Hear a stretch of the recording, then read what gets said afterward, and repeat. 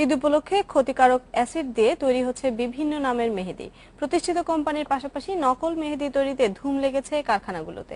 শুধু মেহেদিই নয়, দেশি বিদেশি ব্র্যান্ডের বিভিন্ন ধরনের প্রসাধনী তৈরি করা হচ্ছে এসব কারখানায়। এসব বন্ধে প্রশাসনের নেই তেমন কোনো পদক্ষেপ।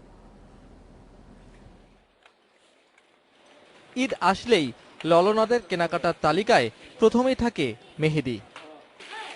তবে নেই কোনো প্রাকৃতিক মেহেদি, শুধুমাত্র ক্ষতিকারক অ্যাসিড ও নানা রং মিশিয়ে বানানো হচ্ছে নামি মেহেদি, আর তা বাজারজাতকরণে ধুম পড়েছে। উৎসবের সময় হাতে নেই বললেই চলে, তার উপর আবার চাহিদা বেশি থাকায় এসব মেহেদি গ্রাম থেকে শুরু করে শহরের বিপণী বিতানগুলোতে ছড়িয়ে দেওয়া হয়েছে।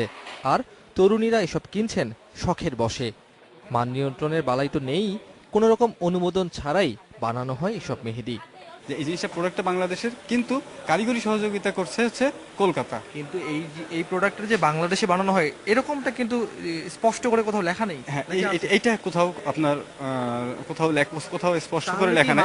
আমাদের প্রতারণা হচ্ছে নাকি আপনাদের এটাতে? কিছুটা হলেও প্রতারণা হচ্ছে বলে মনে হচ্ছে নাকি আপনার কাছে? এছাড়া বিদেশি ব্র্যান্ডের প্যাকেটে মোড়কজাত করা হচ্ছে বিদেশি নানা প্রকার প্রসাধনী।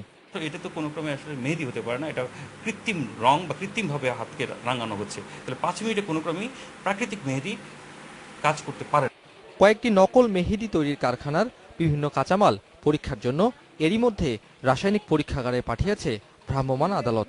শুধু কি মেহেদি, এসব কারখানায় নানা রকম দেশি বিদেশি ব্র্যান্ডের প্যাকেটজাত করা হচ্ছে হরেক রকম প্রসাধনী সামগ্রী। আর এ সমস্ত ভেজাল এবং অবৈধ কারখানা বন্ধে প্রশাসনের তো নজরদারি নেই, এবং ঠিক কতগুলো এরকম অবৈধ কারখানা আছে তারও কোনো হিসেব নেই কারো কাছে। Shakil Abdullah, independent news, Keraniganj.